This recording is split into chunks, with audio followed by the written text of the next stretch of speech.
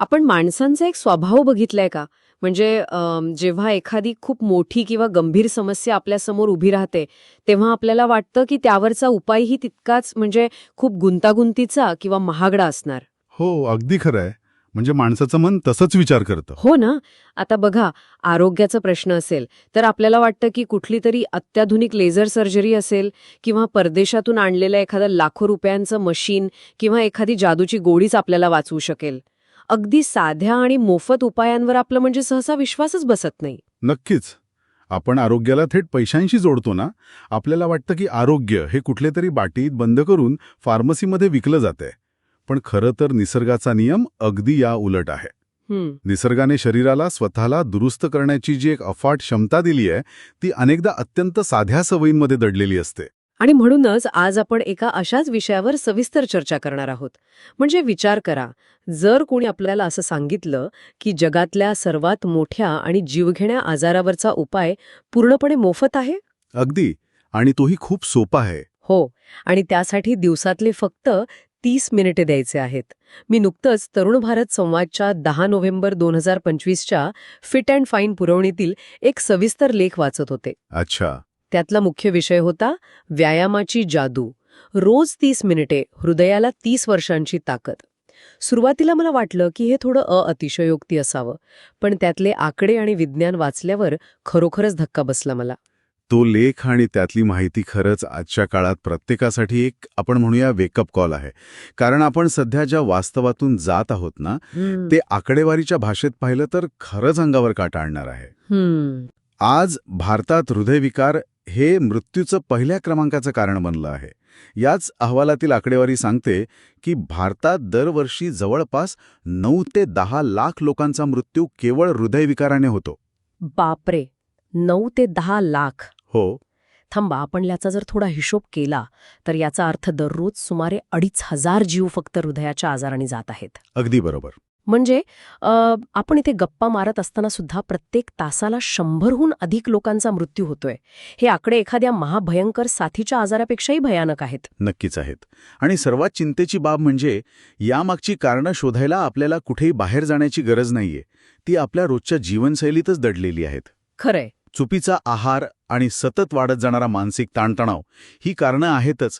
पण या सगळ्याच्या मुळाशी एक अत्यंत घातक गोष्ट आहे ज्याकडे आपण नॉर्मल म्हणून दुर्लक्ष करतो. कोणती गोष्ट? ती म्हणजे आपली शारीरिक निष्क्रियता, एका जागी बसून राहण्याची सवय. शारीरिक निष्क्रियता.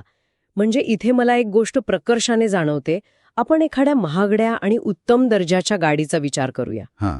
जर ती गाडी आपण महिनोन्महिने गॅरेजमध्ये तशीच उभी करून ठेवली, तिला एकदाही स्टार्ट केलं नाही, तर काय होतं? खराब होते ती. हो ना. तिची बॅटरी डाऊन होते, इंजिनमध्ये गंज चढतो आणि तिचे टायर एका जागी राहून खराब होतात.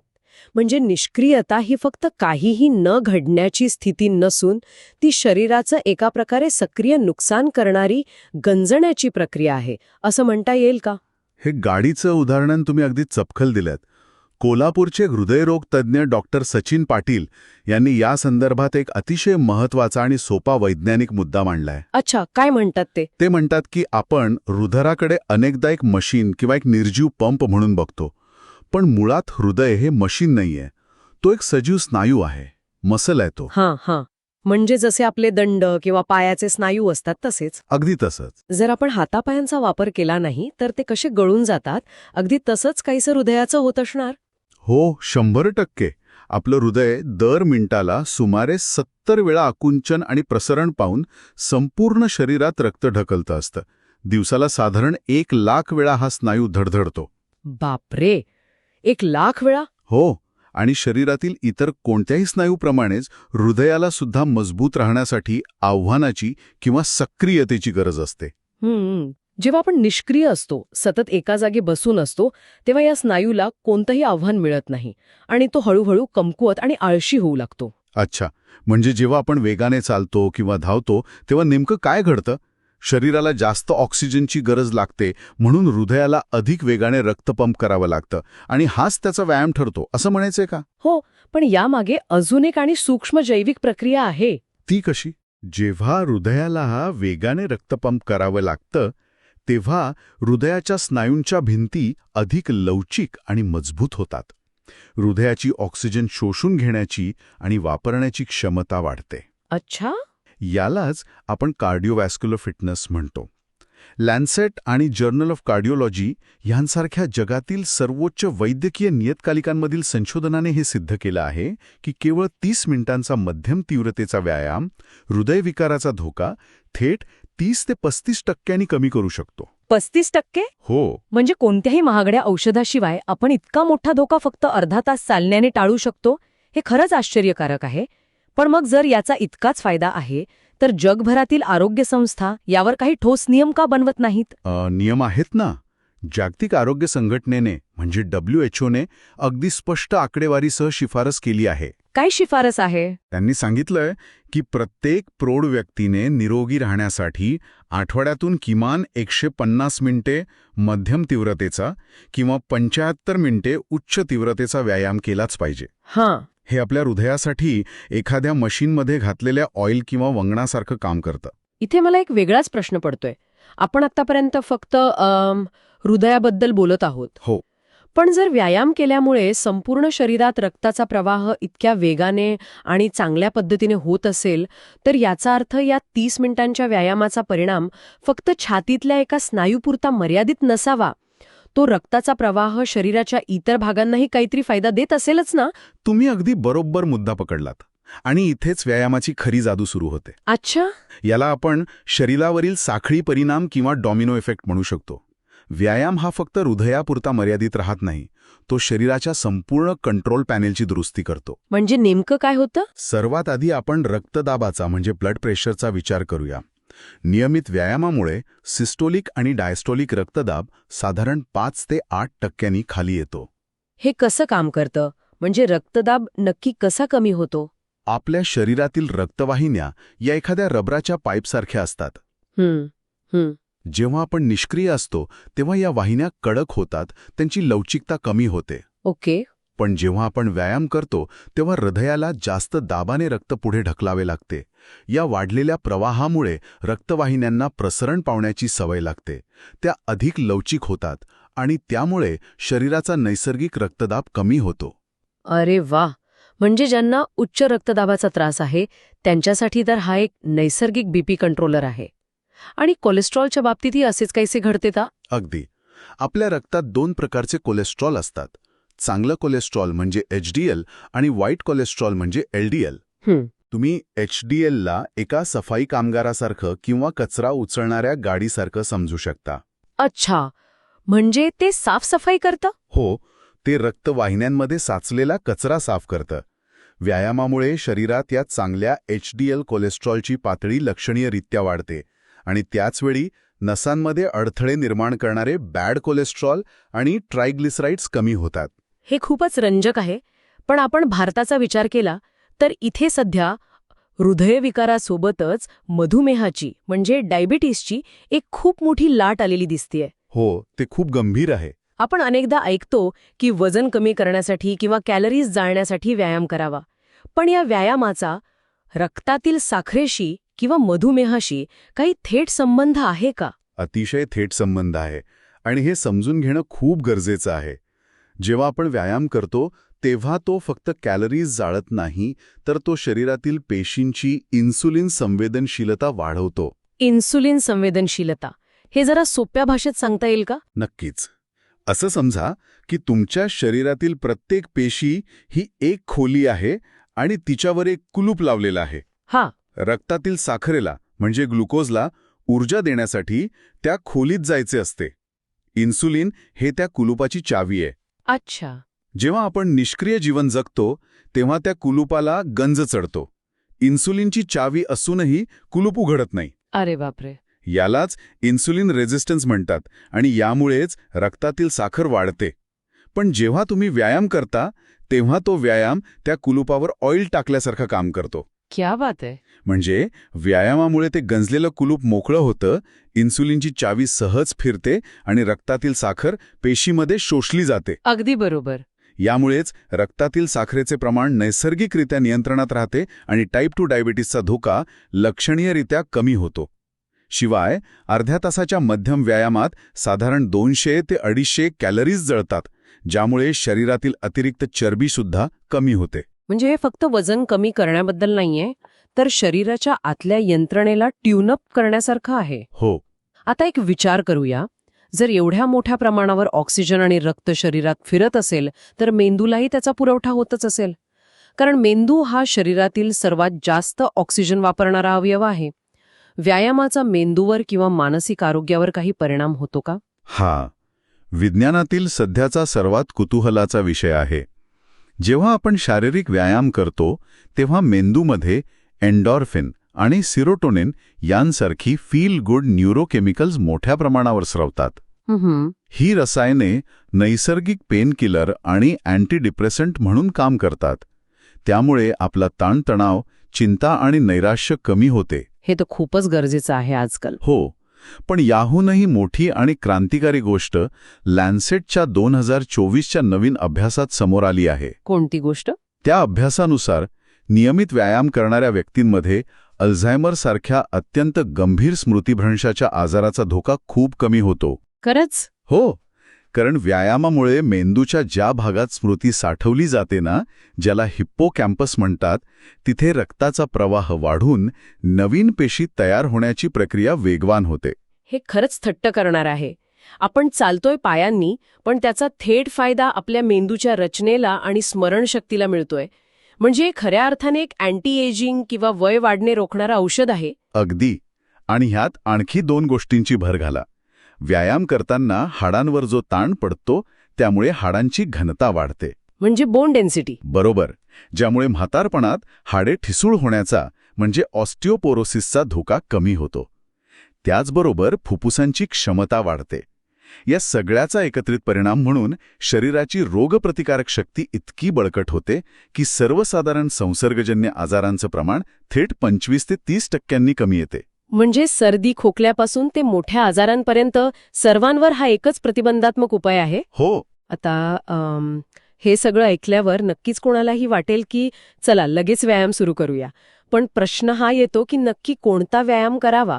आपल्याला नेहमी वाटतं की जिममध्ये जाऊन भारी वजनं उचलली किंवा खूप घाम गाळला तरच त्याला व्यायाम म्हणतात.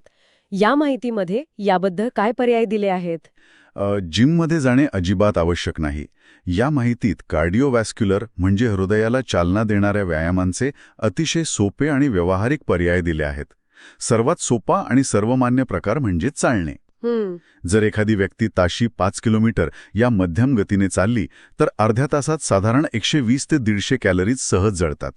यासाठी कोणतेही उपकरण लागत नाही. चालणे हा सर्वांसाठीच सुरक्षित पर्याय आहे. पण जर कुणाला थोडी जास्त तीव्रता हवी असेल त्यांच्यासाठी सायकलिंग किंवा पोहणे हे पर्याय कसे ठरतात? ते अत्यंत प्रभावी पर्याय आहेत. ताशी 12 ते 14 किलोमीटर वेगाने सायकल चालवल्यास साधारण 250 ते 300 कॅलरीज जळतात.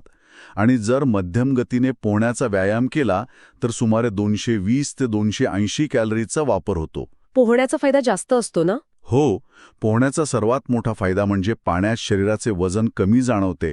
त्यामुळे सांध्यांवर किंवा गुडघ्यांवर कोणताही दाब पडत नाही. तरीही फुफ्फुसे आणि हृदयाची प्रचंड ताकद वाढते.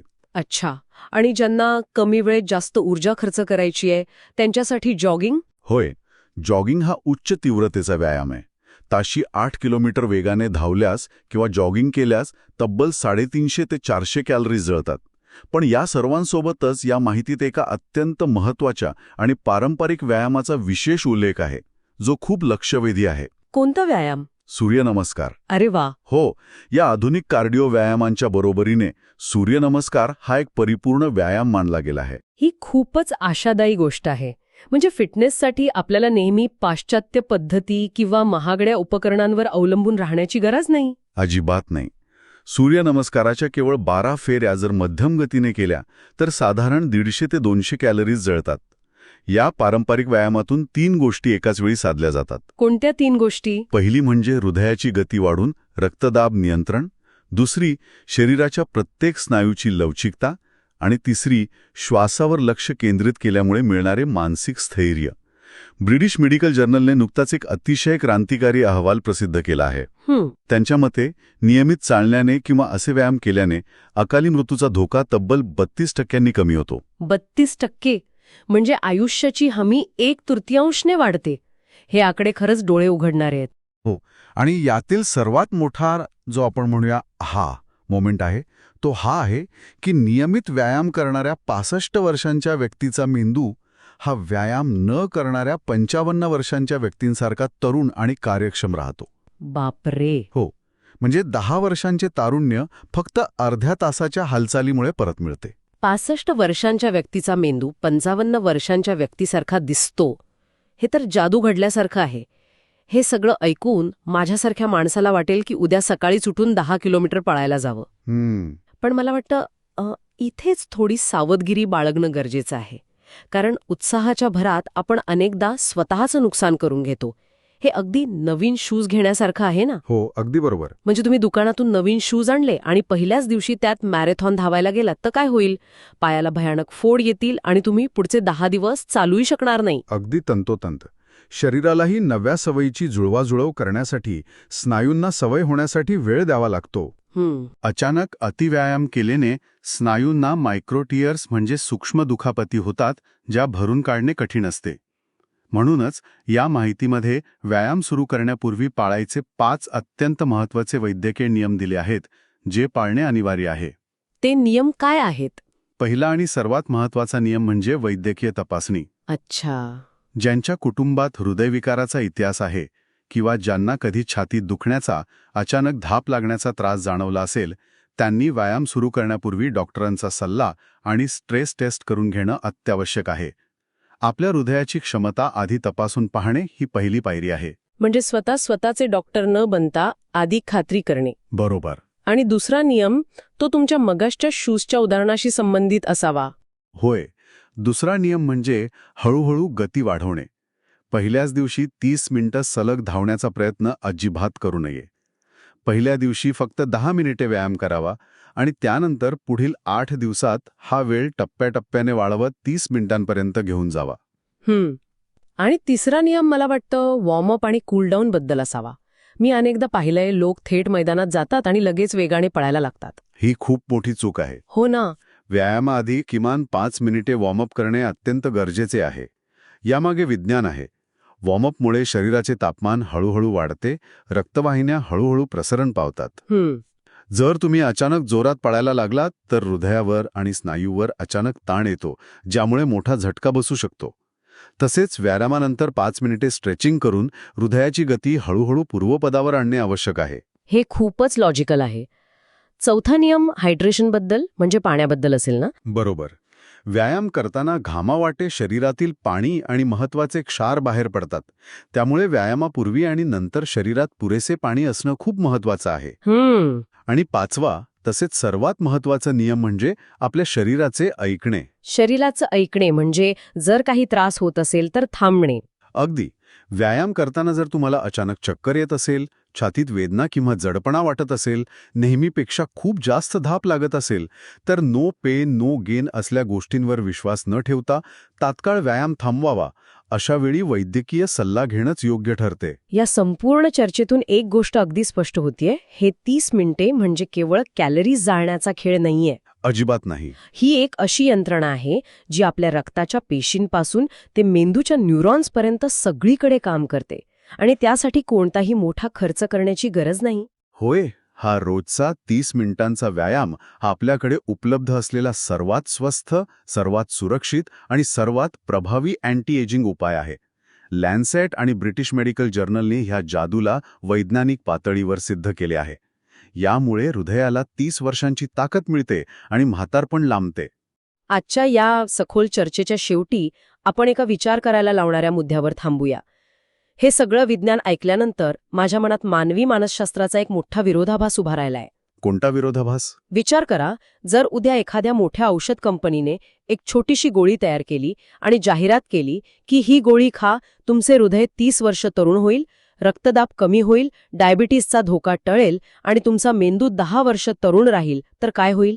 अरे, ती गोळी जगातली सर्वात महागडी औषधी ठरेल आणि लोक रांगा लावून कर्ज काढून ती खरेदी करतील. अगदी हेच. लोक ती गोळी घेण्यासाठी हजारो रुपये मोजायला तयार होतील, पण निसर्गाने अगदी हेच औषध आपल्याला चालण्याच्या किंवा व्यायामाच्या रूपात पूर्णपणे मोफत दिलं आहे. दिवसाचे फक्त 30 मिनिटे म्हणजे 24 तासांपैकी फक्त 2% वेळ आपल्याला स्वतःच्या शरीरासाठी द्यायचा आहे. खरंय. तरीही आपला मेंदू हे स्वीकारायला इतके आडेवेडे का घेतो? कारण ते मोफत आहे म्हणून? की त्यासाठी थोडा घाम गाळावा लागतो म्हणून?